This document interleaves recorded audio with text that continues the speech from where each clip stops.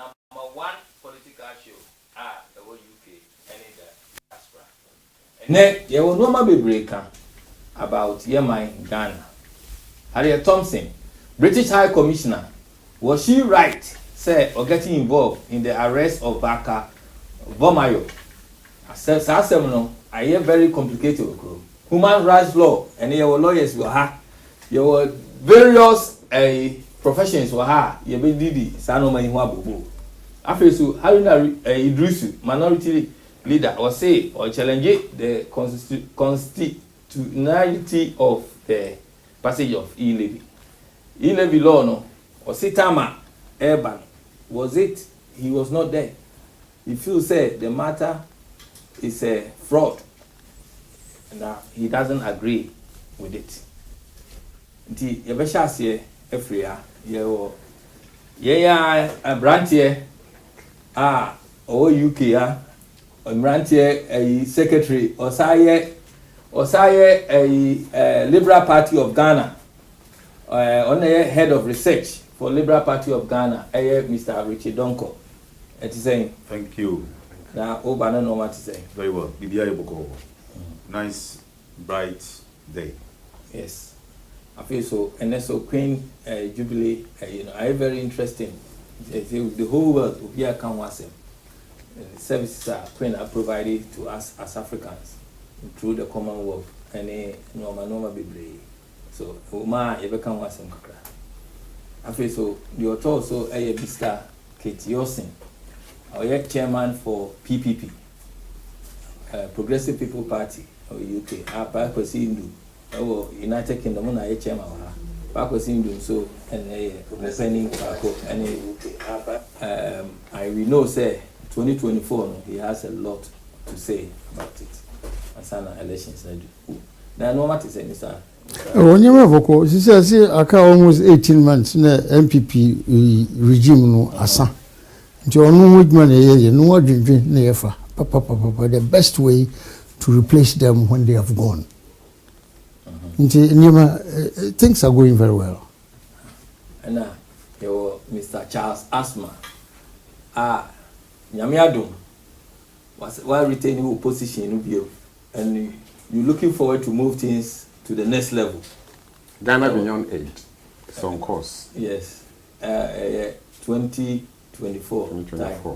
Mr. Asma, as I am in a position for as a treasure, with the major our can was it. Yeah. All right. Thank you very much, viewers and listeners. We come your way once more. Greetings to everybody. Yes, inti minia kula senia o bosono. Medindi Charles Hasman, MPP UK branch treasurer. And he senia wakaya no. Ya press ya beko ye nim na ya di Ghana akwakai na omampanyin na Duncan Kufuado. Eni so adi hu awo magana no akoso na aye adwuma ama obi biara enti ende ye baya Ghana nkomo yeah that was Mr. Asma for a program here and he say and I say who has such a power yes you resume yes since MPP winning back you who give you resume. Thank you very much. Now, I think that we will start. Normally, we can start from here. We start on you, but I think the party in power will start on this. Then after that, after you will go into rotation in terms of moving things forward. British High Commissioner or Ghana, your friend Harriet Thompson. Say or pursue the outcome of the arrest and bail of Baka Vema he faced the country. The Papane driver near action. Now to her idea, why is she showing interest in Baka's Vemayo's arrest? Because or say it seems like saying human rights is being tested here. Now, what interest that the police have? I feel so no. That paricras actually tabreno and Abre explaining why they have to arrest him. Sanoman. Is it the job of a foreign office? And I said the job of Ghana Police Service to be dealing with the High Commissioner? Thank you very much. There is something we call intent and purpose. Intent and purpose. Let me quote what made the response necessary. The High Commissioner is quoted as saying this on Twitter. Oliver Baka Vomeo, convener of Fix the Country, arrested again. I understand it's for a motoring offense and he is currently on his way to court. I will be interested to see where things go or where this goes. If she has ended at, I understand it's for motoring offense, and we are all looking to see. But she said, I am particularly interested to see the outcome of this. So interest to see the outcome. That is where the intent and purpose comes in. You see, the High Commissioner is a representative of a sovereign state working in another sovereign state. Yes, they have interest in ensuring that things go on well, the bilateral agreement they have as countries move forward, particularly the ones that borders on human rights. But the question is this something that is against this person's human right to the effect that a diplomat, a senior diplomat for that matter, should comment loosely? So the person committed an offense under the Road Traffic Act 2004, Act 683. When you go through, it tells you everything, the same thing that happens in the UK or Ghana. Say, who drive it, no one as a driver. Na police chiwa, as I say, I do fight and rap so. So you show more what we call offense, went to me any day. I argue say, oh, I am a fraud, and I say I am a fraud. Now, yacho say we just say, Chrome yacho say, oh, drink driver offense. Went to me you want, especially who say no cry. Oh, jumping red lighter or your offense. Imagine say Ghana High Commissioner in the UK commenting about party gate of the Prime Minister of the UK. Saying blah blah blah, he can be making. I mean, let's say we did me and anyone social media. That's very serious because you have to measure your comments. You have to know because everything you say, people will follow and people will take you serious. You feel that she's just kind of catching who say, oh, Emra Nyejuma, and that's how we are so. Now all patch see now all Emma obi o teach no be say you know say mommy we interesting and him na wo. Is she saying this because they have a the country is she saying this because she believes that things are not going right and therefore all those people who will get up and say let's fix the country are right? And therefore, if somebody has even done the wrong thing, the fact that the person is against the government should be supported. That is where you have to take the argument from. She is saying that, oh, I said it without any malice. You be beer mechanical. So me did you many. Now, you see, opinity, edia mante. Who craft when you share, question pempen, so this is going wrong, then you step in. But to loosely comment, just like they're not all before. The commenting, no, you say, no, you say, no, you say. But the point we are making is that as a senior diplomat, do you have to comment in this manner? So they say, what they are saying is, and it shouldn't be Dampare to be involved, but rather Foreign Office to deal with this woman. So the matter is, well, Dampare wrong. What is the reason for the IGP responding? The IGP was clear in his response that, but for this reason, I wouldn't have responded, or the police force wouldn't have responded. Almost I say, but it doesn't matter whether it doesn't matter whether it was written. Look, whether you read it or you didn't read, it's your matter anyway.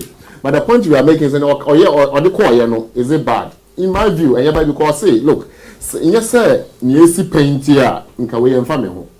But Niesi paint says, some people way pass loose comments about coup. say people should rise up, and if people don't, he will make sure say it happens, because Aminukra they are toothless. One, another one, road traffic. Wa committee offense. Yesonumu say as I say, I do further emra kwan so. You see, and now we comment, we passes our comment way, and I say, look, as some who say police for your human say able protect the security of the country. Now you ensure peace and what order. And this will be your baby now from requirement as I say stepping in. Now who are say bionka obata say we able say we a referee, so that you see what is going wrong, then you help people. And can comment in say, oh yes, since the country convener, you've always been doing right, but on this occasion you have fallen below the belt. No, oh yeah, this is a fair comment. Because you are in a why do you comment in a way to enforce and say to endorse some wrongdoing? Into IGP no is there just to send a signal say he's there with the police force to protect peace and order in the country, regardless of who is involved. Thank you, Mr. Charles Asma. Mr. Yosin, sir, what yes, sir. Now, who is responsible to answer such things within this kind of area? Say Kobase, for example, Yache Baka Vemaru. Now, if anybody have to comment, does it have to come from the police or does it have to come from the Foreign Office in response to what the High Commissioner said? Yes, Mr. Kula, thank you very much. For the sake of transparency, I would plead that this is a very important matter. So if we choose or elect to discuss it in tree only, we are not doing fellow Ghanaians a favor at all. Speak English, yeah. Go ahead. Yeah, no, excuse me, sir. It's very important. There are people in Accra, Ghana people, they don't even understand tree. Okay. All these years. Do you understand? So I'm talking in the interest of the whole Ghanaians. So when you speak the common English language that we were taught, everybody will understand what we're talking about. It's very serious, important issues we are discussing now. Now I know we have got foreign office. We got foreign office in Ghana a long time ago. So if the British High Commissioner in Ghana has found out that they know so many things happening in Ghana. Don't let us forget about Mr. John Benjamin, who used to be a High Commissioner. He also knows a hell of a lot about Ghana. So many wrongs in our country. He knew. Even though he's a diplomat, he's not supposed to be saying things, but he had to break that bond and go on and tell the truth. And Ghanaians became aware that no, we've got to change our ways. The same thing is happening in Ghana today. This man, Mr. Baka, is a person of interest in Ghana. It's a very important personality in Ghana today. So no matter what this guy is saying, listen, he's an ordinary person who don't know about Mr. Baka may question why is he important. It's important because he's an ordinary person in Ghana who is now doing extraordinary things in Ghana. Like what? Oh, come on. He says he's prepared himself even to remove the government because they are not doing what they're going to do. Do you understand? He's even condemned the Ghana military. And he's angry, he's ready, he's prepared. They tried to silence him, but it was impossible. They arrested him and they had to free him because there's something we call freedom of speech. Not only in Ghana, in the whole world. So when you're doing things, do it right. If you want to put him imprison him. Don't release him, and the guy is driving his car, and then suddenly it's a road traffic offense. Maybe he was driving backwards and all that. That's not important. But the British High Commissioner who stepped in it was purely talking on human rights. Talking about, from the point of view of human rights, that's the reason this woman got involved. Otherwise, it's not her business. But I tell you what, Ghana is not a smart place. Our government officials are not smart. We are smart people. No, we are not. We are not. Not for this particular regime that we are observing. But what about individuals, communities, government? The government. Yeah, I say the government. Okay. Do you understand? I'm saying that they don't know what they are doing because we got foreign office. All that the Ghana government or Nene Kufuor will have to do is let the foreign office invite Madam High Commissioner, have a kind word with her. Please do not get involved in our business in Ghana. But you know, and I know, that we are not doing things right in terms of government itself is struggling. At the end of the day, they come to United Kingdom to beg for money. Don't forget, a lot of money Britain has given to Ghana. It's not a joke. For instance, when this COVID came, the Ghana government give money to Britain. No, it's the other way around. So the Duncan should have prepared his letter through the Foreign Office. That man is even embarrassing himself. He must step down. Come on, he doesn't answer to the British High Commission. What is the position of the president? What is the position of ministry, the ministry in which that covers police service? Just, they are opening so many avenues for condemnation and all that. So you see that the role of the police and the role of Foreign Office. Yeah, we are in the UK here. We're looking back and reflecting on everything. Yeah, that's right. Now, what do you have to say about the role of the police in this matter, then the role of the Foreign Office? Yeah, the police must do his own job. Go and arrest this gentleman if he's offended, gone against the rules. Don't answer to anybody. That is not a Ghana government. That's why I felt embarrassed. I think it's wrong. If my party is in power... Will the British take it up with us? No, not the British. See, put British on the side. British knows... I don't want to use the word uncivilized, but they know we are not civilized as a society.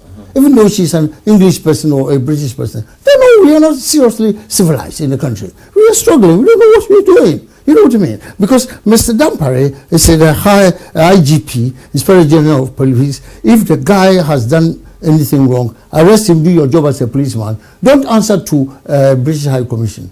If you do that, where is our independence? Are we returning the independence to the British? That pains my heart. We wouldn't have time to do that as Progressive People's Party. It's none of the business of the British High Commission to get involved in our business in Ghana. But because we are doing certain things wrong, go to United Nations, they'll tell you. United Nations will confirm that the Ghana government is messing around. A simple case of Mr. Baka is a big deal. I'll give Mr. Asma a chance. Yes. To answer that later on. After, okay. So to conclude, we are doing things so badly wrong that it's nothing to do with the British High Commission. Number two, the police IGP is not answerable to the British High Commission. When you do that, his position itself must be questionable, and I would descend him. I will ask him to relinquish his position because he has nothing to do. It's not the British High Commission that appointed him. Obviously, it's our president that appointed Mr. Dampare. So if he's got a serious problem, rather go to Jubilee House. Do you think that the public have interest in this to know, so that at least as a country we will know who roles is what? I think there is that confusion. Then the government should make it clear so that people knows when things happen, who is responsible for what. Well, obviously, you see, the Ghana government is making a joke now. They know, the government in top, they know what to do. Therefore, this is a problem in the country. Is it only the government? Because even now, Sam George is saying that he's going to beat the Australia High Commissioner. We will come into that. Okay, yes, thank you. Yes. Serious things are happening. The president must be seen to be working. Excuse me, our president, our head of state must be seen to be working. He's a lawyer. I haven't seen him in court defending anybody, but at least I understand and I respect that he's a lawyer. He must know better. Man, it's not a business or a British High Commission. Tell him, madam, it's not your business. IGP, you are sacked because you are answering to somebody, a foreigner. You know what I mean? The foreigner didn't appoint him. He was appointed by the president. You just respond to the president. We are struggling administering the country. Thank you, Mr. Kate. You're saying. Mr. Duncan, what do you have to say about this very complex situation? Good evening to all my listeners and LPG members and all Ghanaians afar. I will start by making we are in a lot of difficulties as a country at the moment. The economic situation, the law, and the security aspect of matters. I will start by saying one thing to Mr. Yawson, that the British High Commissioner is not the UN human rights representative in Ghana. So he cannot make a speech on the basis of her human rights observations in public like that. This was pretty public, drawing us back to the after colonial or after independence situations. We have gone through a lot as a country. All the circumstances, all the problems we are facing today is because of these same people. Which people are The they? people I refer to as the neo-colonists, as Nkrumah said. They will come again. They will use different tactics to come again and again. They are not gone. They left it to us in such a way that they always have the window to come back. This is part of the problem, but that is not what is the matter actually is. The law is the law. That woman have signed charters and agreements with its government on a particular business to be in Ghana. Ghanaian business is not their business. This is a pure Ghanaian business. However, the matter will have to be left between the Foreign Office, Ghanaian Foreign Office, and the British Foreign Office, whether this woman is truly necessary to continue her job as a representative in Ghana. The question is she the only one who has ever made comments? We do not. That is the problem. We do not. The whole world cannot stand trial at the same time on the same offense. We are in different times today. Her matter is on the board. We need to deal with her. We don't need to compare her to anybody who is gone, retired, dead, or anything of such. This is the matter on the board. She was not meant to. She was not supposed to. Whoever responded in Ghana, right or wrong, that is a different matter. Because if we take this matter from different angles, one may say, is like my introduction. Are they dealing on the basis of the same after independence business of trying to face governments, trying to make sure they have their governments in power, or she was actually pushing to test the laws of the country? However way you see it, the law is the law. You see, who responded? I believe the IGP responded on the basis that matter was a police matter. That matter was not to do with the military. That matter was not to do with the Ministry of Economics. So in as much that there are a lot of problems going on with the police service, the security matter, that is getting people angry already. So anything you do for that matter, it looks like you have left the more important matter to deal with the smaller one. This is how people are seeing it. People are seeing it. It wasn't in your interest to say it. Why did you have to respond to the British High Commissioner on Twitter? Is he bored? She could be bored. She could crime going on in the country. He could be bored because he's been seen as ineffective, and rightfully so. He is ineffective. The aspect of anybody saying whatever NPP government is doing at the moment can be associated to whoever NPP government appoints is wrong. That's not the right narrative. However, this man is gradually becoming useless. A liability. Gradually getting liability. A very big liability, as it is now. The crime, the corruption, the petty things he actually assured Ghanaians in his first few days. We have hope for him. One problem is Ghanaians have always been doing this. We jump onto people, having hopes in people we don't even know. These all people, this man, the reason why people are angry with him is what he has dealt with himself before he became the IGP. What the hope people had in him was the celebrity one. There are pure important matters more urgent than this. Look, this man is already gaining momentum for whatever he's trying to do. Mr. Vemawo, I mean. He's already gaining momentum for whatever he's doing. Any little thing you do to him will attract attention. And it's unfortunate that the British government or the British High Commissioner had to come in. But this is the fact. The fact is, how many MPs? Why did he come in? How many MPs have been arrested over the last year in traffic-related matters? How many of them? You see where the matter is going. This is a pickup. It's just a pick on someone is picking on someone. That's how everybody sees it. Because we have a different country. This is not the UK. That what happened in Ghana is not in the UK. That police use cameras, APR to check out vehicles to know that is the person going. He committed an offense 2 weeks ago. He been arraigned before court. He didn't come and all sort of things. This is not the kind of country we are talking about. How did the police pull him up for a previous offense? Was he being followed? Was he being targeted? How many people are in Ghana? How many murders are going on in Ghana? Why are you following only one person for so a this offense? come back to human rights laws in Ghana.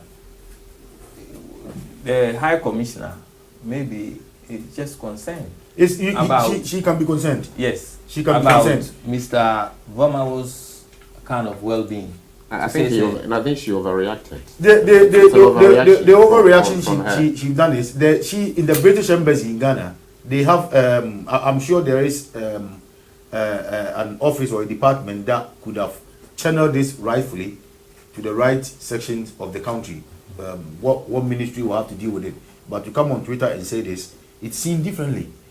Whatever the police are doing, is this embarrassing for the government? It is embarrassing for the government, but the government is used to embarrassment anyway. So I'm not sure. Well, I don't think it is embarrassing for the government. I disagree. Now, I also disagree that the country is in a precarious situation, and I say so because looking at the level of interest in Ghana, diasporans returning to Ghana, investment holders going to Ghana, tells you that things are moving. Looking at technology advancement and the way e-commerce is gradually taking shape in Ghana, tells you that despite there being room for improvement, it doesn't mean that things are not good. Things are actually good. Which you see, sometimes as Ghanaians, if we are not directly for that, we tend to shoot ourselves. Because the discussion is purely objective, and we have to look at it from that point of view. Just like in the Gold Coast days, people will, excuse my, I'm not bringing back bad memory, but people wouldn't mind selling their family members for peanuts from these same people because they disagree or they are not happy. The same way, because we are not happy in one way or the other with the government, even when the government behaves right, we say, oh, it's bad. Then we side with the people who are foreigners and they are rather interfering and doing things which are not necessary. You are there, just as my brother said, that if, for example, she feels that things are not going right, she knows where to go so that it can be channeled properly. And therefore, if she fails to wash her hands in this matter, then obviously she shouldn't blame anybody who also fails to wash hands in response. Because if she feels that she had equitable interest in commenting in this matter. Yes, so now people are saying the police shouldn't have responded. But was she right also to do what she did? And the police has not responded. Wouldn't people think that, oh, the woman is right because she's high rank? So what was the Foreign Office waiting for? Do they need that the matter have to be in the media before they get to know? But the matter is... Did the police contacted the Foreign Office before? Because there are people who don't know what they're doing. People are still on the job. I don't know. Look, somebody passes loose comment on social media, says XYZ, with a view to incite apprehension in the country for a particular person, because we have to look at the context, the background leading to this. This is somebody who is inciting unrest in Ghana. This is somebody who is inciting people to go for to rise up against the government, reasonable comments and all that. Then this same person commits an offense that everybody commits. Yes, granted that people commit the offense every day. Why is it that we are not chasing everybody? But when we chase everybody, we don't come announcing that we have caught Mr. A drink driving, or we have caught this, we have caught that. It's only when it is high profile that it comes into the news. And if not for the fact that the High Commissioner, the British High Commissioner commented and the police responded, people wouldn't have even known that the man, Mr. Barker, committed a road traffic offense, and therefore he was arrested. You wouldn't know, I wouldn't know, most people wouldn't have known. And therefore, we don't have to say that the fact that he was arrested means that the police is working and is doing something right. What we have to do is to say, yes, let's pat the police on the back, let's encourage them. Yes, there is room for improvement, but on this particular instance, or occasion. I don't think what the police did is wrong. But people are not talking about the arrest. People are talking about the letter.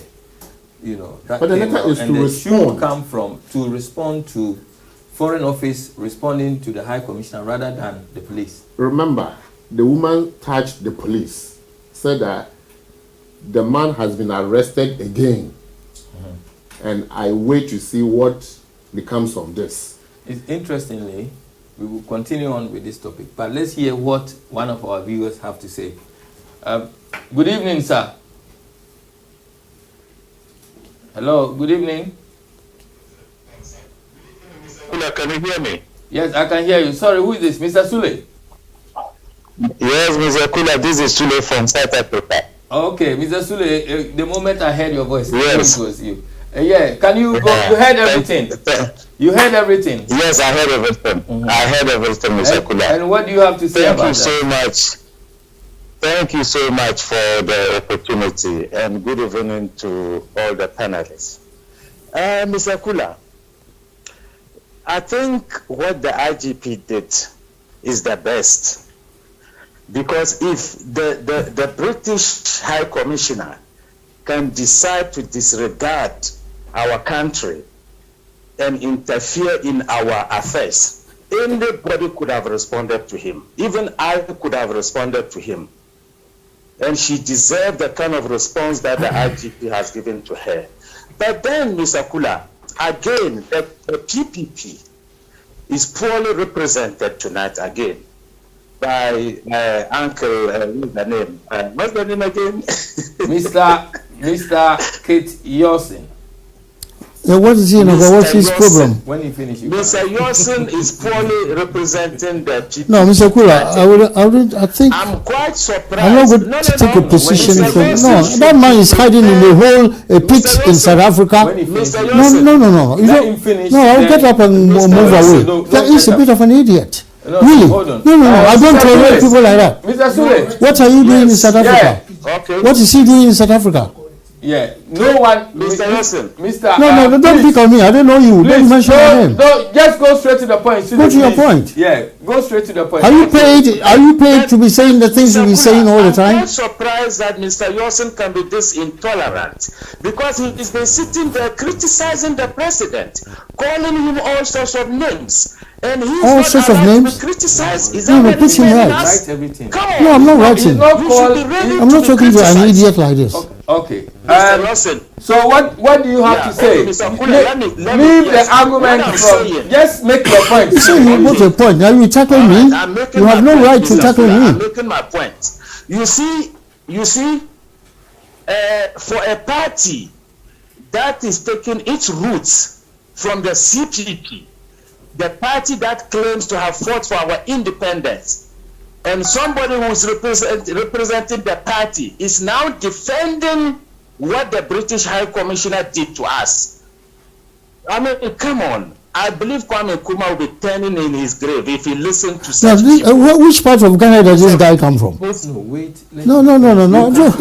You can't. No. He did the same thing last time. I'm not prepared to put up with him. Okay, Sule, so he's what an do you idiot. have to say? He's a complete so idiot. Can continue on. He can't express his opinion. So what I want How to is say is that the me? response that the IGP gave to the British High Commissioner is perfect. Okay, thank you. He deserves that kind of response. But Mr. Yosin should be tolerant. Thank you. No. Do you have anything? Thank you. No. I can't. Do you have anything to say? No, I'm not answerable to him, so I'm not going to waste my time talking about him. In respect to the misunderstanding on whether the IGP had to respond or not, we have to also consider the IGP's duties and responsibilities, position, and it is clearly defined as he is the head of the police service and is responsible for the operational control and the administration of the police service.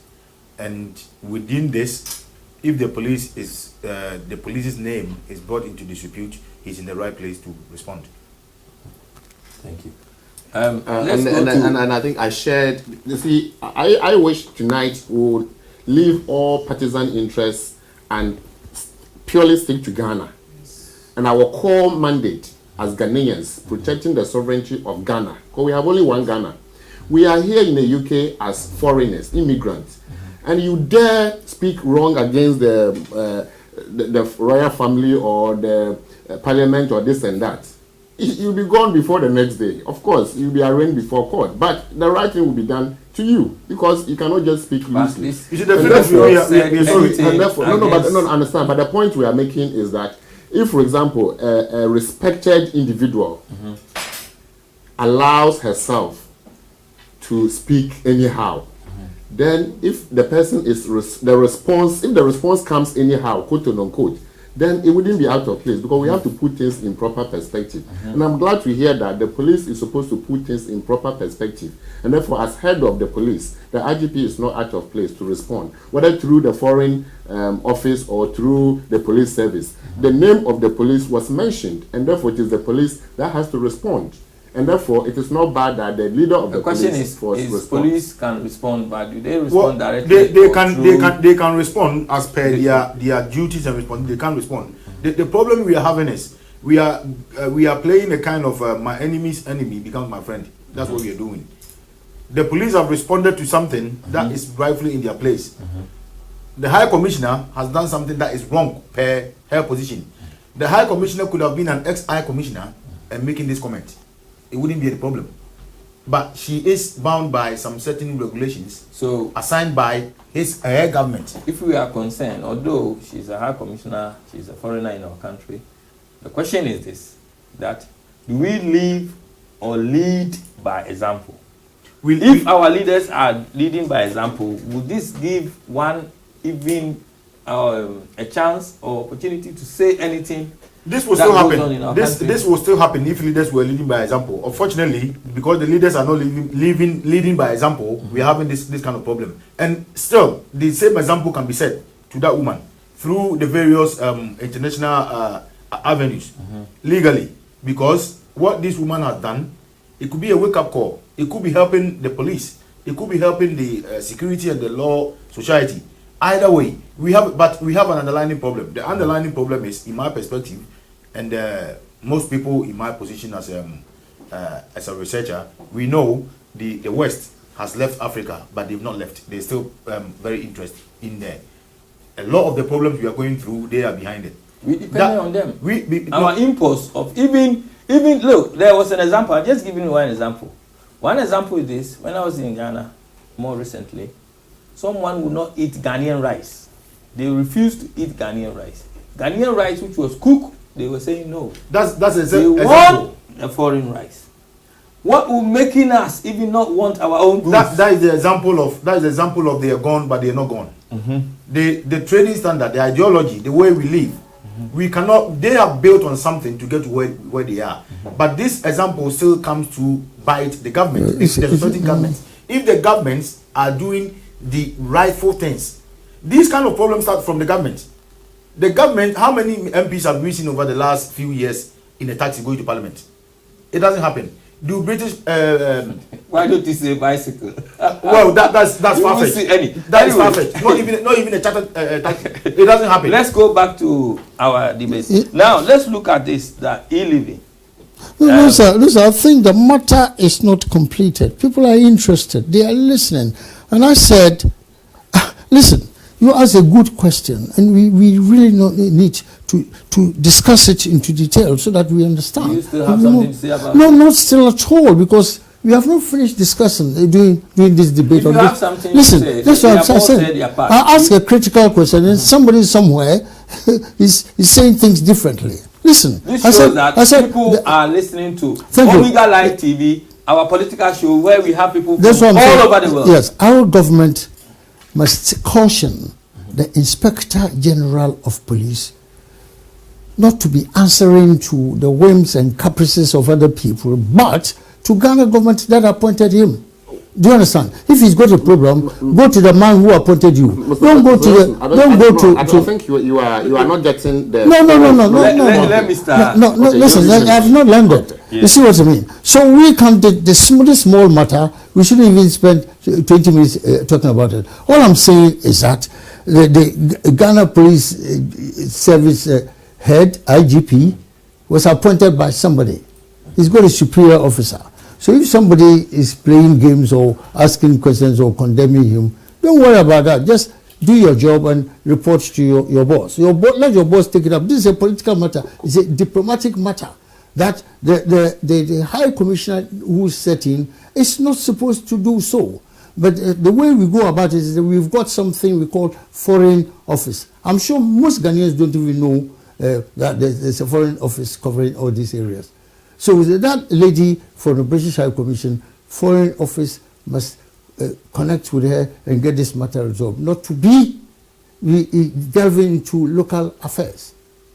That's the point I'm trying to make. I'd like to say one thing. Okay. Okay. I say what it is this. Simply, we have, let's put it into this context. Say this room is our business incorporated, i.e. Ghana. We have the CEO, the head, be the president, appointing heads of department, including the police department, and we have the head, the IGP. Mr. Yeltsin, you are the head of police department. You have been given mandate, you have been given responsibility, and you have been given certain rights. And therefore, those powers enjoin you to do certain things without necessarily reporting or asking for permission, because the permission is already granted. Of course, yes. And therefore, if the permission is granted, why do you go to the president to ask, should I respond or not? It is your business to know what is right. And if it's going to affect the peace, security, and order of the country, you have to respond and send the right message to the masses. So, excuse me. So you believe that our Inspector General of Police was right to respond to criticism by a diplomat? This response is not out of place. You see, we have what we call contextual response. He said that if it was anything else, I wouldn't waste time. But she's saying it's not an act of interference. That's what the High Commissioner is saying. But there is what we call intent and purpose.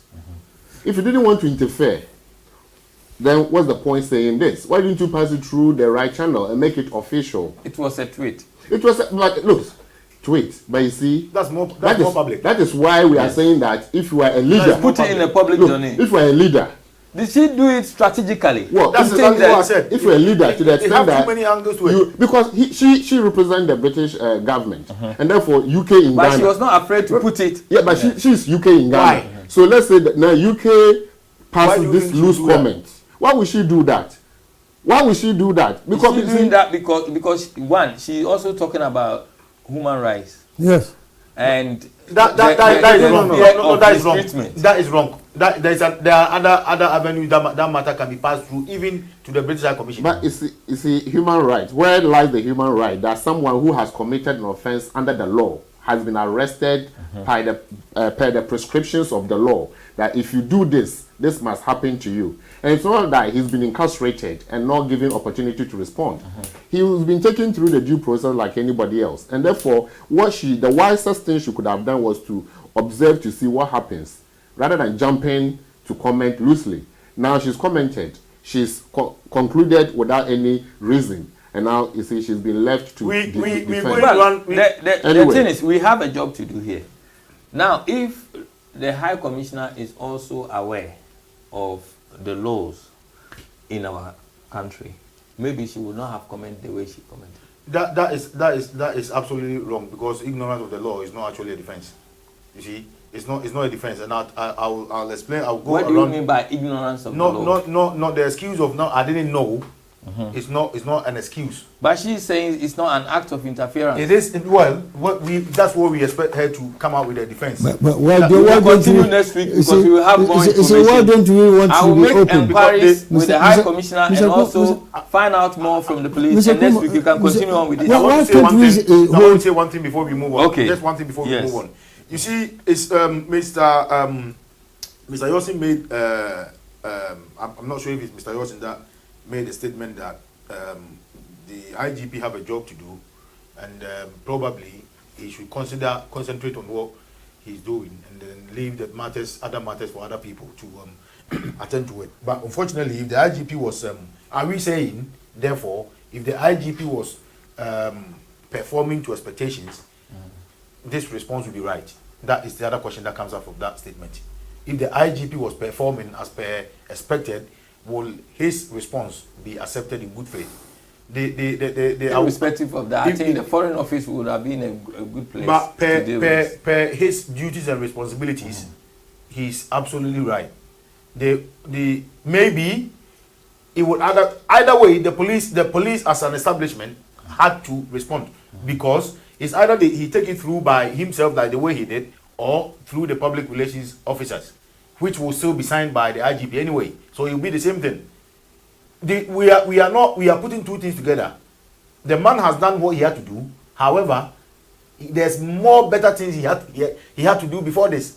This is the problem. We are when you say better things like security, making sure the law works in a wide scope.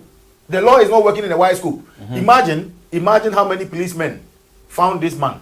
Just imagine. And imagine the kind of fraud and corrupt and other things, other malpractice going on in the country. So the question arises, why are we chasing a man with a traffic offense in this kind of country? We see it in this country, it's usual, it's the way. But it's not in Ghana. If you do something like that in Ghana, I'm afraid people are going to target to who that person is. And that person is what? A freedom fighter. He's trying to overthrow the government, which he's, I think is still standing trial for. So that is where the matter is coming from. It's two different matters. If you put them together, you'll be confused about whether that person has to put that statement, whether that person did not have to put that statement. And this same is the reason why our legal system is not followed through. Because this matter have come, we're going to put it together, and eventually you mentioned a good point. So we will start with you. You said our legal system is not working.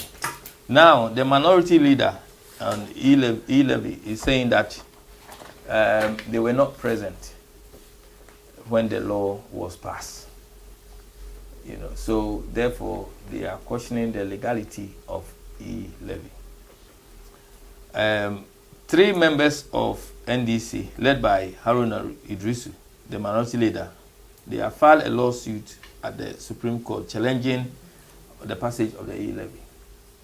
However, the Attorney General and the Ministry of Justice have told the Supreme Court that the requirement as provided in Article 104 of the 1992 Constitution of Ghana was satisfied when the E-Levy was passed. Where do you go from here? Why do you say this one? Thank you, Mr. Kula. My question will, my answer will arrive from the question I will ask you that when he said they were not present, what is the NDC?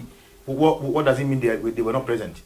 Well, they're saying they were when the law were passed. Was Parliament on recession, or were they on holidays? Granted leave on holidays, or? Well, he was not present. Okay, let's assume he decided not to come to Parliament. Because there's no law working in the Parliament either, because laws are not working in the country. So MPs decide to come to Parliament when they want. This is the root of the problem. He is mentioning he has the confidence to take the matter to the Supreme Court or the High Court over this matter, but he already committed an offense by taking the matter to court, because this is wrangling. I've said this over here about it's 3 of them. About the same. It's the same thing. The last few weeks I mentioned the fact that there were at least 4 or 5 reasons why the NDC had a very good reason and a very good argument to contest against the establishment of the E-Levy. The country was, the country as it is in massive economic degradation. The country is going through a lot of issues. The poverty level is rising. The unemployment is unbelievable. Cost of living, fuel prices have increased recently. There are so many issues. When fuel prices increase, it affects everything down to the line. This is creating problems. And there are a lot of things that goes on in the country, because the country is divided into 2. There are politicians and there are the other civilians. So all these kind of increments, if you maintain your wages and your salaries as a minister or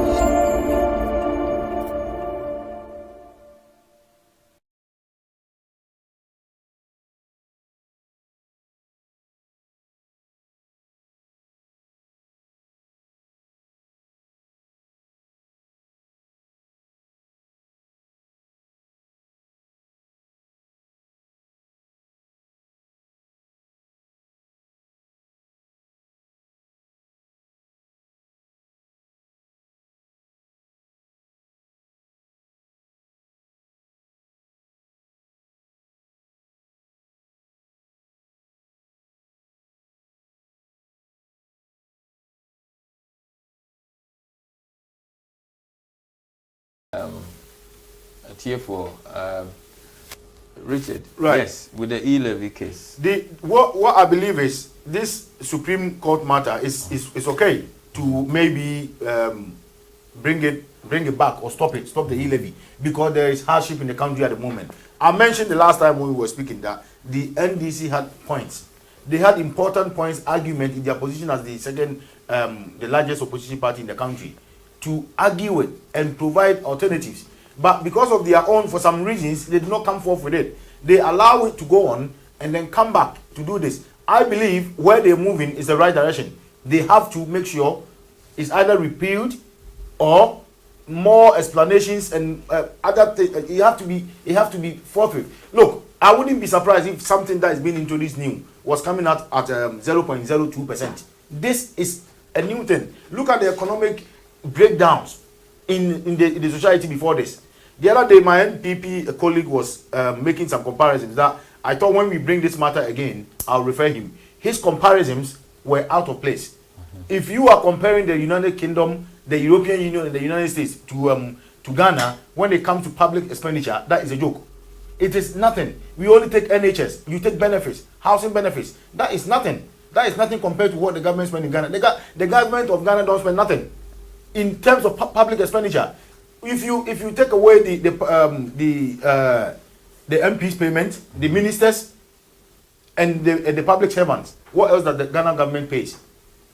It's not right to put those arguments to make it right that the government needs to generate funds. That is not what the funds was meant for. The funds is a new levy. It's meant to help the country, but you cannot start from 1.5.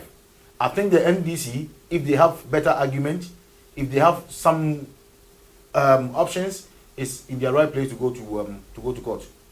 Thank you, Mr. Ketios. This case, one, the NDC itself protested against this. My party, Progressive People's Party, also protested against the imposition of further and extra taxes on the people of Ghana. Not the president who runs jets free of charge and goes to all over the place. In the end, goes to foreign land to borrow money or to go for benefits. You know, when in your own country the people are suffering, you are taxing them, but for you as... The question is, the law has been passed already. Well, of course, yes, because they had the majority. That's why NDC withdrew and made sure. So honestly, I'm surprised that they want to go to court. To me, give them a long rope to hang themselves. That's the MPP. They've only got 18 months to go. I wouldn't waste my time on you. They are talking of 8-year cycle and a whole lot of palpable nonsense. 8-year cycle. After all this they've done, after all the promises they cannot deliver, after all the one district, one factory they can't deliver, they think Ghanaians are fools. That's why they're taking us for fools. They are taking us for fools. Seriously, Ghana is not for political parties. It's for we Ghanaians. You see, you're doing all these things. Your own track record, people are saying, fix the country. They say, fix yourself. And one of the guys who was actively fix the country was shot to death. When they killed the guy in the Ashanti region, they gave it to a commission of inquiry. Which part of the world would do this?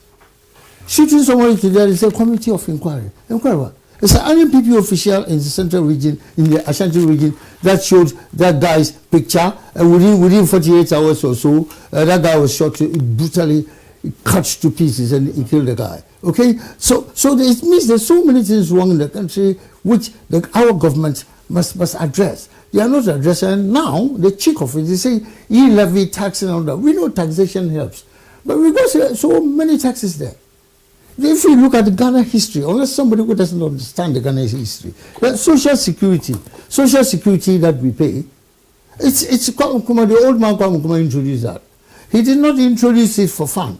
He introduced it so that we support people. For instance, unemployment benefit. If you pay social security, you are not well, go to hospital, you wouldn't pay. But in Ghana, you have to pay, they say, whatever, health insurance and all that. And Nkrumah introduced social security. Busia and Co, they were arguing against it. NPP, which used to be called UP, they were against the introduction of the social security. When the old grandfather Nkrumah introduced that. So at least in Ghana, we got a taxation basic taxation, corporate taxes and employment taxation, then social security for society. People pay social security, yet when they are unemployed, it's nobody's business. We copied social security from Great Britain, this country. That's why when you are unemployed, you get a benefit. It's not a joke. You paid money in this. If you're unemployed, you give something, even to pay your rent and stuff like that. We don't do that. People might say we are comparing ourselves to England. But why did we copy what is in England? We didn't create our own thing. We copied. And Nkrumah copied. Because if you don't know something, copy from somebody.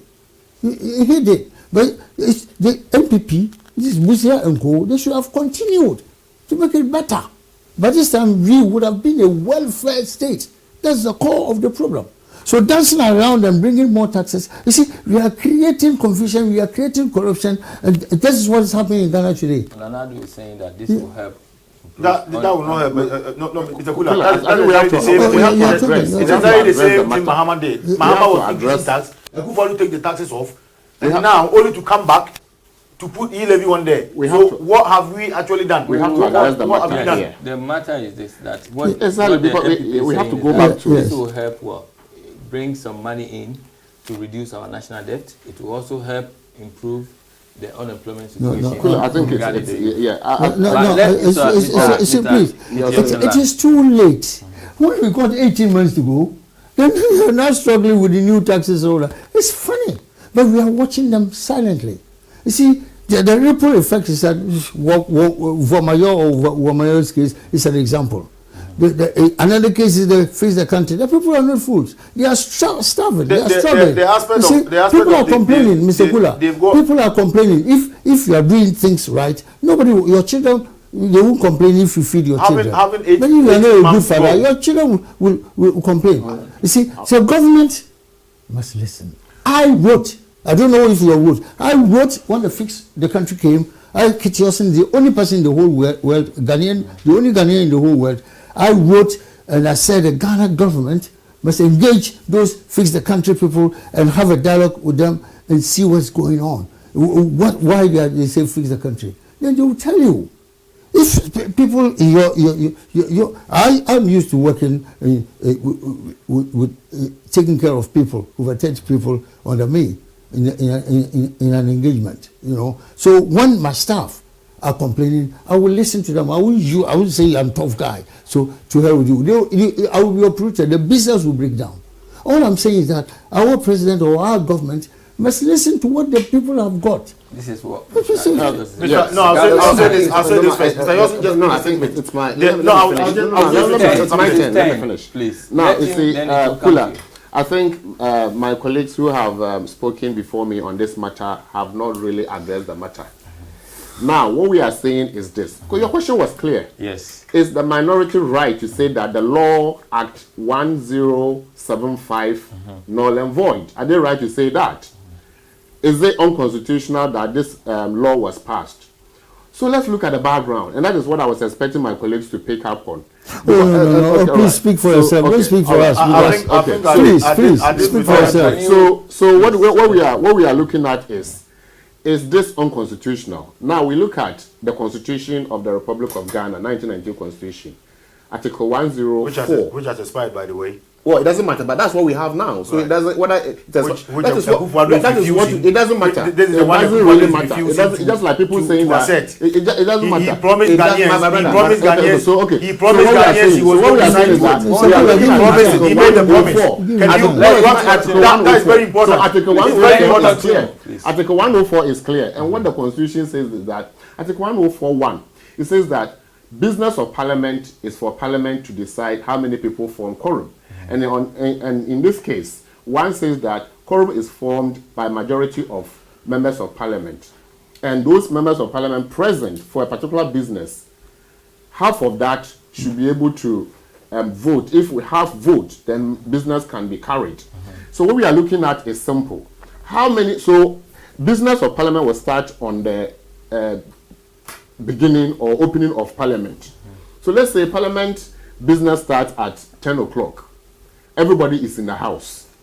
And when it is time for a particular agenda to be discussed, you get up to go and drink water. or you get up to go and sleep, or you get up. Please let me finish. I'm making a comment. I mean, I'm giving making his analysis. Exactly. So you get up, and you, for whatever reason, you are angry, so you get up. Let's also say that they were not angry, but for some reason they got up and left. So at that point, business of parliament has started, and at that particular point, most people were there.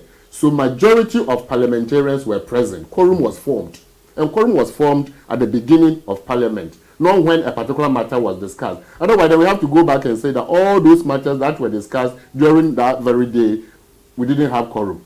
So quorum was there, and that's why the Attorney General is saying that they were present for the business of parliament, whether they left and came back or they left and didn't come back.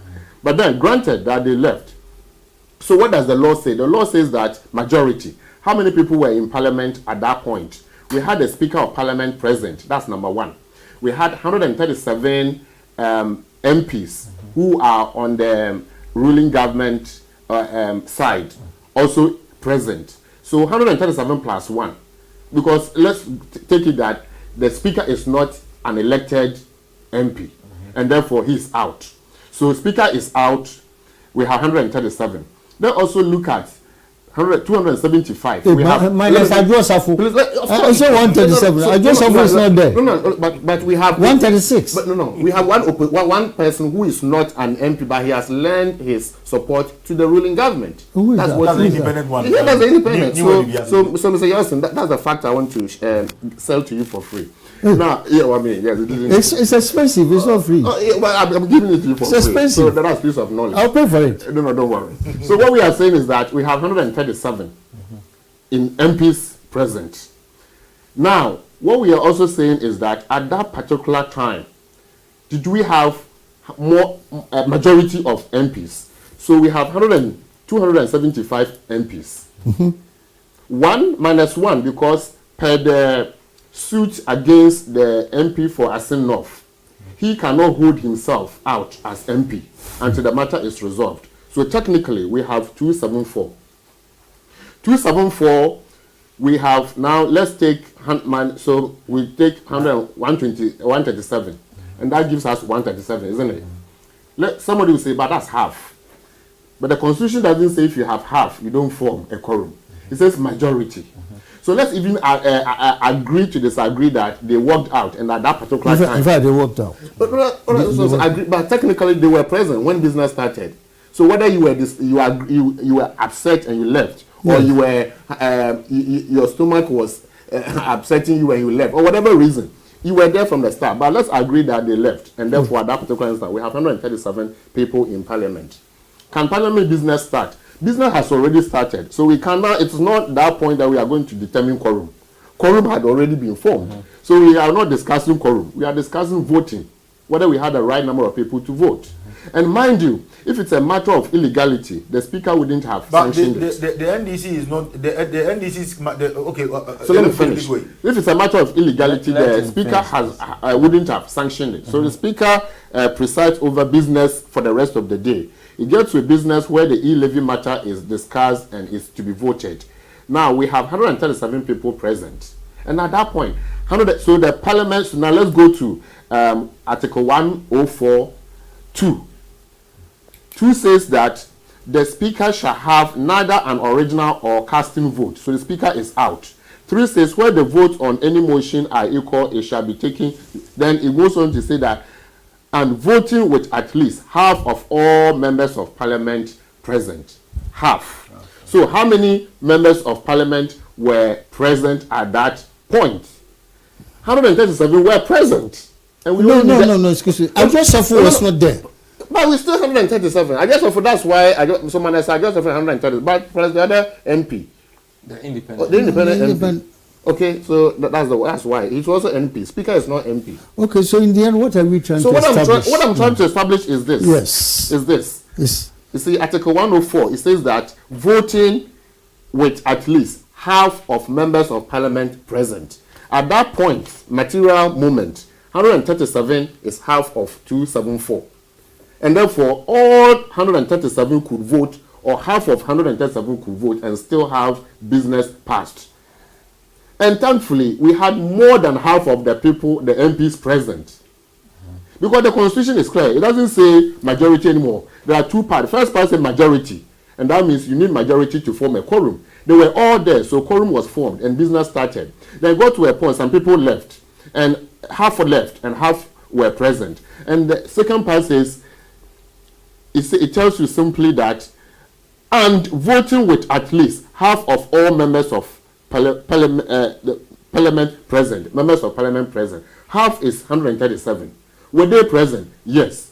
Did they vote? Yes. And therefore, they all voted. So business was carried. Okay. So there is no illegality here, and therefore Act 1075 is a valid law and must be maintained.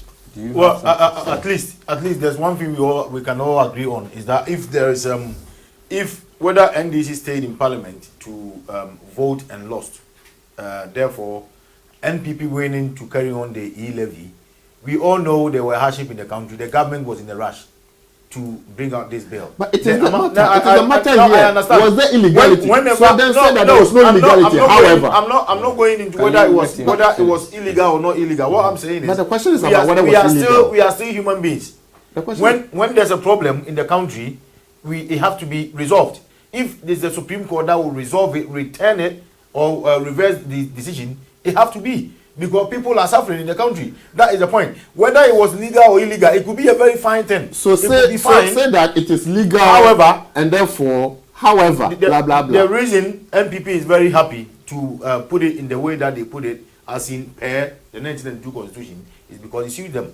We know how many amount of time NPP have condemned the 1992 Constitution, which I call the pacification Constitution. But it is the one we have. It hasn't changed. No.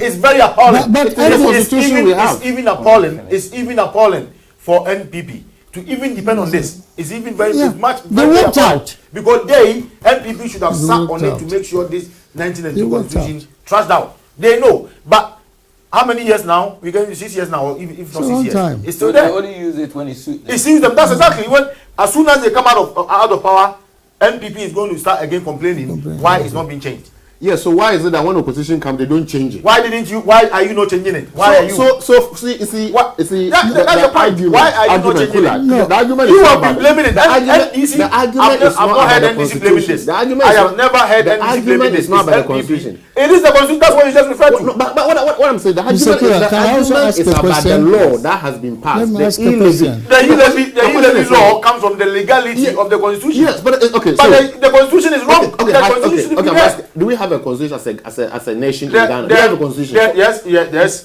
Okay. And what about the draft? Okay, no. What happened to the draft? What happened to the draft? The draft before Atamiru died. Question. Do we have a constitution at the moment? Yes, we do. Yes, we do. The constitution that he has agreed we have states that when it comes to business of parliament, some certain rules must apply. And what was MPP's promise during the campaign? It campaign? doesn't matter.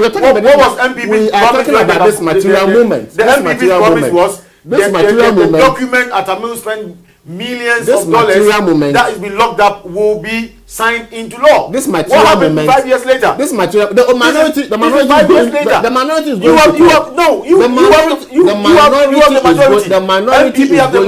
This law can be passed tomorrow. The minority is going to court to say that the law Act 1075 is null and void. Okay. And I'm saying that it is not null and void because per the Article 104 that you always despise of the Constitution, it doesn't matter whether despise that or not. NPP have always despised material movement. Is the law right? This material movement. Yes. Was the law followed? Yes. And therefore, what is your case? Okay. So, simple. Mr. Kula, we are talking about law. The point that we are told that the stone that the builders rejected is now the head cornerstone. All those of us who can understand the Bible know what we're talking about. The 1992 Constitution we are talking about, signed 17 May 1992 by His Excellency the late President. NPP walked out at that time. That is the stone that the builders rejected. So I'm glad that today NPP is now holding that stone that the builders rejected. This is fine. But what is the way forward? In fact, we do a constitution to manage a country. You understand? That's fine. It's good for debate or arguments to be had. And at the end of the day, the welfare of the people of Ghana is what is important. The quality of life of the human beings in Ghana is what you. The question we are asking ourselves today is that is our government failing? Are we running a failed state, or where are we going? Now, 18 months to the time, or let's say 2 years to the time that this government will go for new general election, they are bringing new taxes when the promises of 2016 have not been delivered. In fact, if they had delivered the 2016 manifesto, I will clap for them. I will even vote for them. And I think excuse me, sir. I'm coming. Look at free education. No, not 2020. Look at all the things that are happening. Mr. Kula, forget about 2020. 2016 is the most important and a perfect manifesto NPP brought out. And I was happy. I was happy that they won because we are in Ghana. We are not talking about politics. I was very happy that the NPP won. We thought, and I thought, we Ghanaians thought that they could deliver all the beautiful promises, not knowing it was all hoax. Right now, talk to an NPP government official or whatever, they will give excuses why 2016 promises have not been fulfilled. Which one? One factory. Mention one. One factory, one district, one factory, one man, one cat, one dog, one woman. All these things. So which one? Which one has not started? Tell me which one. No, how many factories? One woman or one cat? Excuse me. Which one has not started? Starting is different from. Starting is different. Which one hasn't started? Hold on. How many factories? Which one hasn't started? You mentioned a very good point here, but we want to talk about the growing political violence in Ghana, which is becoming a concern in terms of our youth, you know, the way if we are living or leading by example, Yes. you know, threats in the media, and how people are scared to voice Yes. their opinion. Do you, I mean, the growing concerns and challenges with the steady rise of political violence in Ghana, what is causing the violence? What's causing the violence is that the people are not happy. They are not satisfied. The people in Ghana who are happy are MPP families and children. For that, no problem. But non-MPP folks. But now people are scared to express themselves. Yes, now you know Mr. Voma. But if people are scared, I'm sure Mr. Voma wouldn't be right on his Mr. Baka Voma, you know the latest information. They say they want to go on demonstration. Number one, with their own weapons. Number two, with their own security, and they are taking permission from the IGP or Ghana government to go on the street, but they have not been granted that. But when that happens, what do you think will happen? They are saying they want to go on the streets with their own weapons. What's the reason they want to go with their own weapons? It means they have no confidence in our internal security systems.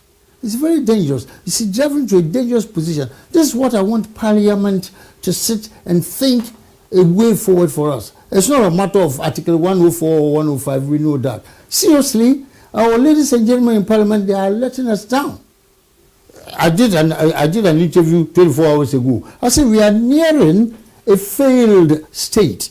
Ghana is driving towards or leaning towards a failed state. It's not a matter of explaining things. But when the people are struggling, you will see. If the people are not happy, we see. You know, we don't want to see war. Ghana, we don't want to see war. As in Rwanda. We don't want. Right now, the people going to Rwanda, a lot of them are Ghanaians. Are we those people in that level? Of course, yes. I don't think we've got into that. Listen, the people in the boat people, yeah, who trekked from West Africa to Libya to go into Europe, you know, Mr. Boris Johnson is now taking them to Rwanda. And there are Ghanaians in there, there are Nigerians in there. Why? What has that got to do with Thank you very much. We are discussing? So if you got citizens in that boat, it means you are doing something wrong in your country. That's what I'm telling you. Yes. It means that we have got bad governance in the country. I agree. But look, I think there are no jobs. It doesn't matter how long it's been going on. Whoever is on now, it should be responsible. Hold on, please. On reflection, I've seen all the political parties, MPP, NDC, PPP, the way they fight for positions within the party. It's like Iraq and Iran war. So kind of with this force. And if these people, all these political parties, and we have all these people fighting each other, you know, they don't talk to each other because of positions within the party, how can we trust these political parties? We need, seriously, we need a leadership that can stand, excuse me, and make sense, and all of us will go to them. I'm not talking about just about my own party or NDC or MPP, but we go to leadership now. Nana don't have the good. Even command. paying bribes within the If party. you want to see to sit They down are paying and for address, people to vote for them within it. before I go, I know Mr. Asma wants to come in, but I tell you what. That is what we get. Before I forget That's what I'm exactly what we saying, my brother, before I forget what I'm saying, I have invited President Mahama in 2015 to come to Parliament. You know what? For presidential question time. He didn't agree until he went. Now I'm going to ask Nanado to do the same thing. We want you in the Parliament on Wednesdays or on Fridays to answer questions. Mr. Johnson, what is he not facing? One of the finest prime ministers in England. Yet a small point in the next 4, 5, 6 weeks, we will sack him because of the party gate. We understand. But Johnson, or the leader of Parliament or whatever, comes there and people throw questions at him. That's what we want to see Nanado doing. Not just Nanado, our head of state, future head of state. Come to Parliament, let us talk, conversation. Let's not accuse you and you explain to us and all that. They will be understanding, but no. Then you go and sit down and talk of the state of the nation. But Mr. Kula, we know the state of the nation before Nanado or Mahama tells us. We have always known the state. You see, we are a poor society, and we shouldn't be poor. Look at Takwa, finally, Takwa, my own hometown. There's no proper road there because it rained a little. There's no, you can't drive into Takwa. The timbers are in the forest. You cannot come to Takwa. But the government goes there with a helicopter to pick the gold from Takwa. I don't know what's happening in Kolongo or Obuasi. The same. They go there by helicopters. And this is a thing, concerning thing that we must think about. Let's forget about politics and pray to God that we got sensible leadership in the country. It's not just the political leaders. That will not come by prayers. That will come by. Okay, thank you, Mr. Johnson. Yeah, political violence. Although it's I think it was meant to be. Yeah, but let him go. To bring God into the equation here will turn us back to the same reason why Ghana is what it is. Okay. Our dependence on God it's too much. It's part of the problem. It's a part of the problem because we are not focusing on using our own intelligence, innovations to build up the country. And the same thing the successive governments have based on to defraud and corrupt the country by the same way of lies that has been going on over and over again. Now, when we're talking about the violence in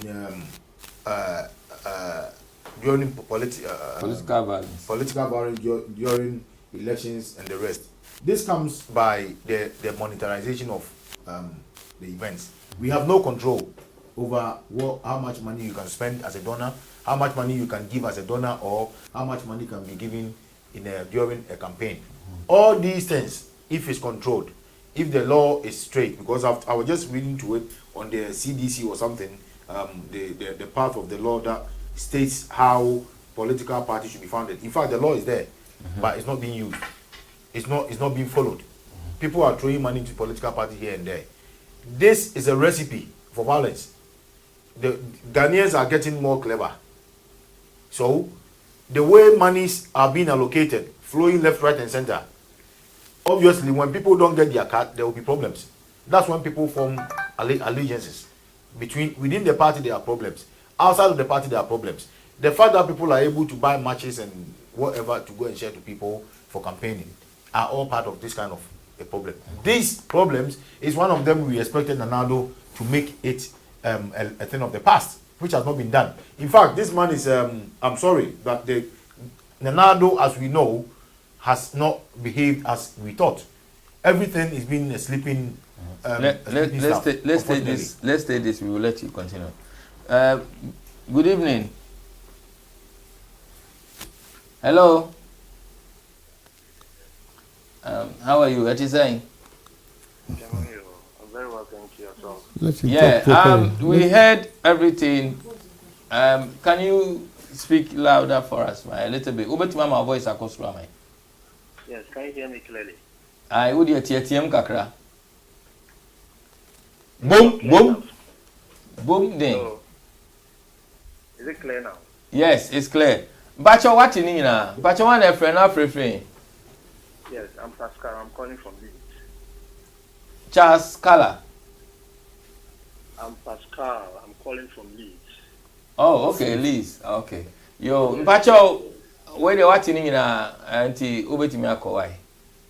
Okay, yes. So, first of all, good evening to you and your Panelists, yeah, thank you.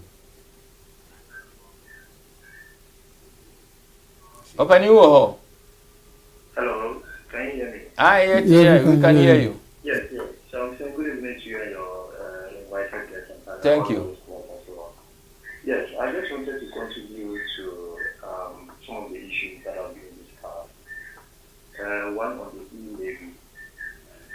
I think you have a noise. You have a kind of a noise at the back. Is your radio or something on, or your TV? Can you hear now? Yes. Go on. Is it better? Yes, it's better. Yeah. Yes. So yes, what I wanted to say, thanks for such a very interesting discussion that's ongoing. I wanted to add my voice to the discussion. Okay. First of all, on the e-levy, it saddens me when I see people abroad complain about taxes. I think that we, those in the diaspora, should be an example for the people back home, because there's no state or country in this world that can develop without taxes. It is really sad to see or to hear some of your parents argue that some of the taxes, the e-levy is not, they don't see the need for the e-levy, and make much emphasis on some points that really that's not really for much of a return. So for me, I think that we should serve as an example for our people back home. Encourage them to appreciate the essence of taxes, because UK is one of the countries that pay quite a lot of taxes. And we as individuals who live within this country know the amount of taxes we pay on daily basis or monthly basis. So I think that we should serve as ambassadors for e-levy, as people living in the diaspora, and encourage a better for educate people to appreciate some of these taxes and contribute to the better development of the country. Now, secondly, on issues of insecurity, I think that the world has become very insecure. We are in the UK where there's so much technology. We are in the UK where there's so much security. There are cameras every now and then. But I want to believe that if people will have to be fair to themselves, there's fear and panic on a daily basis regarding the things happening in the world. The world is hit hardly by an economic crunch, which is characterized by all the two values happening. So it is very important for us to always let people back home appreciate some of these things that's happening, rather than letting it appear. Because of time. Because of time. You want to land, please. Yes. Yeah. So I want to end by just saying that let's serve as very good ambassadors for people back in Ghana than misinforming them. Thank you. Thank you. Thank you very much. Thank you. You want to land? Okay. As I was landing, all these things of the flow of money into political campaigns and the appointments and all, it's a messy. The country is too messy. That is on top of the security challenges we are having. The messiness of the country is right at the bottom, on the level of government of governance. There's no control, there's no regulations. Meanwhile, millions of dollars have been spent on preparation of these laws. In fact, we can pride ourselves with the establishment of our legal writings. We have all the laws, but they are not being used. Any government or any political party trying to come to power will hit the button of we are going to do it, we will make sure it happens. But one of them that baffles many people is the current government, who happens to be a lawyer and a human rights activist. This is the problem. This is why people say it more than they should have. This is why people may hear the condemnation on the Kufuor much more than they did on Mahama, because he is expected to know better. Mahama claims to be a communicator. He is this is a lawyer and a human rights activist. So what do we expect from him? We expect far, far, far more from him. We expect him to know the good, the bad in the law. This is his bread and butter. This is where he grown up to. So this is, if people do not understand why the blame is much, the tone of the blame is much more higher than his predecessors, this is the reason why. And he even touched on it. This is what we are going to do. This is what we are going to do. The constitution that will be locked up in the cabinet will come out. This will flatten all these kind of stuff. There are too many merciless things going on. And the 1992 constitution, it makes it okay. Thank you, Mr. Right. Well, you heard everything. Yes, you say. I've heard my colleagues speak. Now, we are talking about what is in the best interest of Ghana. People are going into politics. Ideally, people should go into politics for the sake of contributing to make the country better. But it appears that people go into politics for some other reasons. More for personal. Is it to steal? And then, well, Yes, for like more the- for because personal. people are saying let me this. finish. Like Let me Sir John. finish. Like Sir John. Let me finish. But Mr. So, and Asma will therefore- never and finish. therefore- and- He's well, always He finishing. just started, please. Let Just started. Let him finish. Yes. Okay, let him finish. And therefore, if people are going into politics for the sake of serving the country, then there wouldn't be clamor for desire to serve. I call it desire to serve because whoever is coming in to seek office to serve is there to serve, so to speak. But it appears that to some extent our interests tend to change and therefore focuses on more on personal need than that of the country.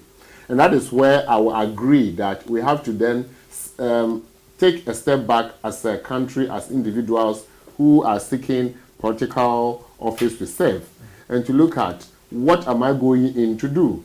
Is it for myself or for the country? Because if you are going in to serve the country, then if you don't get it, you wouldn't mind because you're only going to serve. But if you are going in for some other reason, that's why if you don't get it, we feel that we have been disadvantaged or we feel that our chance is past. But so the question is, how do we ensure that people's mindset is changed? It's all about civic education. Letting people understand that going into public service is purely to serve the public.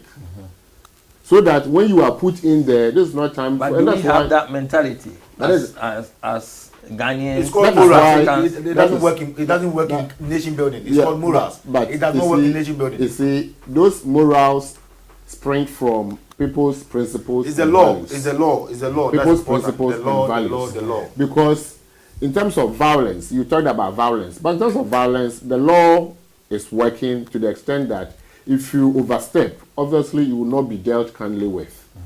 And therefore, we are not saying that the police force is not dealing with people who go overboard. But what we are saying that people tend to overstep their bounds to the extent that when they are not happy, they become aggrieved and do things which are not proper, to the extent of affecting peace and security, law and order in the country. And that is where I disagree with those people who do that.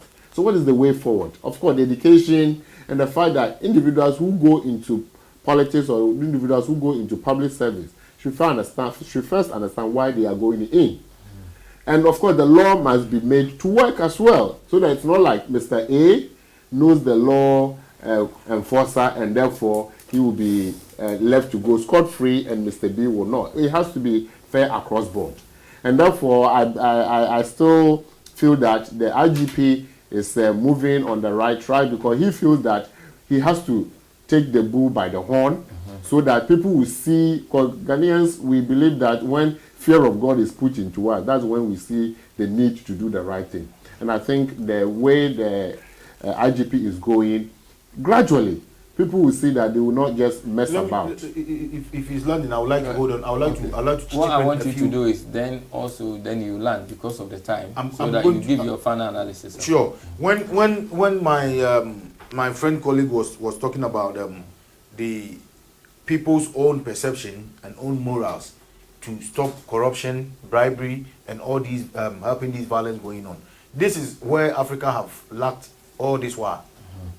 Because morals and God does not fix countries. It's the law that fixes countries. It's the existence of the law, the use of the law appropriately is what fixes the country. God does not. This is where governments and the people have failed to understand. If you leave people to be good people, they will not be good people. If I can get 5, why can't I go for 20? If nothing is going to happen. Is that what is happening? That is what is happening. That people and I'll tell you the reason. I'll go on. They are either Christians or Muslims. It doesn't matter. They will follow the principles of. There are over 7 billion religion, people on the planet, and therefore they will have these morals about being good. That's the perception, but that perception have always failed us. That's exactly what His Excellency Akufo-Addo is doing. It's the same thing. We expect our leaders. That? Is it because of the cathedral? I'm coming to that. We expect our leaders to have morals. We don't expect people to have morals. There should be laws ready for them. There should be laws ready before they commit the act. They should know the consequences of their action. This is what is not happening, and this is happening right on the doorstep of the president. This is happening there. The president have demonstrated hugely that the law on the land is unnecessary. Right on his doorstep. I disagree. I will give you only 2 examples. I will give you only 2 examples. I'll give you only 2 examples. The law will not work because the president disregarded the notion of how do you call it? Putting your brother, your cousin, as a minister of economics is a problem. Minister of Finance. It's called Minister of Finance. It's a problem because what you are doing is conflict of interest. That is the basis of law. It's very important. You do not create that vacuum for people to use. That is one. The second thing is the president, with all his security, allowed a stranger to aboard a national chartered aircraft, a presidential jet, to say, without going through the due diligence of security check. This happened, and the eventuality will be the president will be killed, because we don't know the security background of the person, and the whole nation will be stacked, and unfortunately we might end up with someone we don't even know. And exactly this has happened. We don't know what killed that Mills. There is a secret behind it, although we know he was ill. But these are some of the things we should know. If the law is broken, if the law is being stepped on that highest level, where do you expect the law to go? The government, the president is responding to the staff he wished. He thinks he can respond to. But the more important thing, the most important things is being disregarded, because silence means. Thank you. Thank you. No. All right. So you have landed. Thank you very much, Mr. Duncan. Mr. Ketiosin, your final analysis about today's program. In the beginning, we had AFRC, Armed Forces Revolution Council.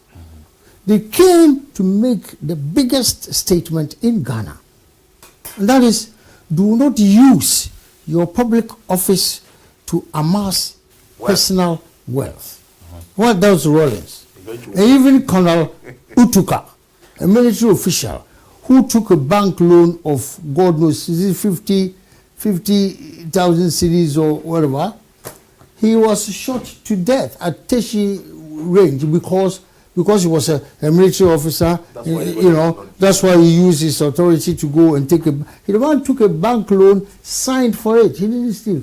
Even that, he was shot to death. And now we got a certain ghost in Ghana who's got 75, God knows what. The ghost called Sir John the Ghost. He's stealing Achimota for his part of the land. And now, so at the moment, we got ghosts and human beings vying for properties in Ghana.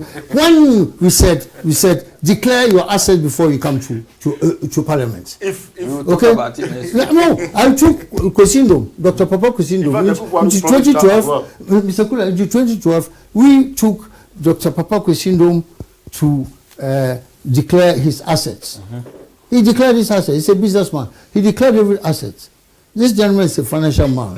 Sir. And number 2, Dr. Indom, he added one thing. And we thank God bless him for that. He added one thing that he was not required to do. We took him to Kolebu Hospital to check his medical situation for a medical test. At that time, President Mills has died. It pained him so much. It pained all of us in Ghana so much. It's a government job, president's job, or even parliament's job, a minister's position. It's a big job. If you're not well, don't go there. That's why Dr. Indom, we took him to Kolobu to make sure that he was medical fit before he would stand on a platform to brag as a flag bearer. That's what transparency is gone, because the soldiers have gone. Otherwise, one man, this Mr. Sir John wouldn't have that kind of properties and bequeath to his family. I have argued within the past 3 days, that live on radio, that the families who have got all these properties, we must collect it from them, because Nana Akufo-Addo, as a president, working for 2 years, wouldn't have that kind of money to acquire the properties at the level which Sir John did. So there's something going wrong in Ghana. Do we want the soldiers back, or we want to do the right thing? We are inviting them to come back again. I don't want them, but other people want them. The politicians, they want them to come. We don't want them to come. But the things the people are doing, I'm not talking of the NPP, NDC, parliamentarians and all that. We must check ourselves before another soldier comes in. I've ended. Maybe tomorrow is another day. Right. I mean, I want to quickly rebut the presumption or the view of people that because of everything that is going on, we're going to be returned to military regime. Nobody use that language. Nobody use that language. You say that. I said, no, hang on. What happened was... No, excuse me. No. We spoke clear, simple English. I said, let us make sure that we don't attract the soldiers to come back again. I said, let us make sure. Say it in a different way. The different way. One man in the parliament said, John, got us that much properties. We are not all reading in Ghana. It's creating a lot of mayhem in Ghana. How can we stop that? No one can stop that. Was the president asleep? This minister was doing that. Thank you very much. So, first off, I want to say that president's actions have not sanctioned the wrongdoing from anybody. Because the president has always said that, look, if Mr. A or Mr. B feels that there's wrongdoing, because you see, we are dealing with the law. And if you being a lawyer, it makes your case even very, very treacherous. Because you don't want to be seen picking the law and using it anyhow. Arbitrarily. So if, for example, A feels that B has offended, the person must voice out, supported by evidence. But you see, as Ghanaians, we like echoing views, complaining that there's smoke, and only to realize that there's no even smoke at all. But the person says that if you see, or hear, or sense, or smell, please bring it. But make sure that you come with evidence. Otherwise, it's just going to be allegation. And such allegation must be proven. Be it criminal allegation, be it corruption allegation, be it fraudulent allegation, you still have to support it by. That is why a lot of people who said that people close to the corridors of power are doing this, are doing that, they couldn't provide any evidence. You go to, it makes your case very porous. So that's one thing. So what the president has always encouraged people to do is that if you know or see or you have anything, bring it forward. But make sure that you back it with evidence, because it's the evidence that will support your claim. Otherwise, can I ask you something? Let me finish. I will answer you. Let me finish and I will answer you. Now let's go. And therefore, the president is still very strict on the fact that people in his government cannot be seen to be abusing power, using their power positions to amass wealth, and so on and so forth. Of course, when they are caught, the law must kick in. Now, my colleague mentioned that why should the president appoint a family member to do a job for the nation? Yes. First off, the family member is also a Ghanaian, a citizen of Ghana. Number two, that family member has the skill and competence to be able to deliver on the job. And therefore, what prevents this family member from being asked to deliver a service to the country? If one, he qualifies, and two, he can deliver. Conflict of interest. Now, there's no law in Ghana that says that a family member of a president or a family member of a politician who is a Ghanaian and has the competence and skill to perform the job cannot be appointed. And therefore, it's everywhere in the world, even in the UK, where we have ministers and their family members performing. Now let's move on. Let's move on. So the next one is... let's move on. Let me finish. So we move on to Sir John. my colleague said that Sir John has done, of course, what we have read, what we have heard, and what we may not have seen, but we have read. Ghost is but roaming around. Of course, we still know that it's Sir John. And therefore, whatever we have heard is wrong. And that is why the president, the minister, has taken action, first off, to confiscate or freeze all those assets that have been mentioned in the will. That been stolen. So he did it. That been stolen. So that means he did it. Well, listen, it's not. What do you mean he did That it? means he did it. He had He the, did he had it. the land. No, listen. What I'm saying that what we have read, what we have heard, and what some people have seen, because not all of us might have seen the exact official document. Well, we have seen things and heard things. And therefore, what appears and what smells of wrongdoing, the president has taken what? Action through the minister of land to say that, hang on, this property is for the state. And nobody, one person, especially in this instance, can be seen to be encroaching it. And therefore, whether the person has it in his will or not, we have to confiscate it. And it is frozen. Okay? And that is one thing. And therefore, what the president is doing to ensure that the right things are done, the law is followed through. So it's true the government and government is sleeping. And Ghana, government is not sleeping. we If will government continue is sleeping, the minister wouldn't have taken it. Because The government is sleeping, the minister wouldn't have taken found out it. If before. the government is sleeping, the minister has not taken it. And therefore, the fact that the minister has taken action means that the government is sleeping and Ghana is on court. All we have to do